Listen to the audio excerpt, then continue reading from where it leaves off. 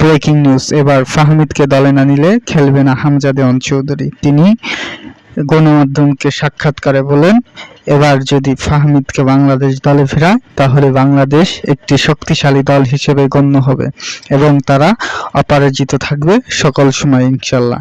তিনি বলেন, তাই ফাহমিদকে বাংলাদেশের জাতীয় দলে ঢোকানো উচিত।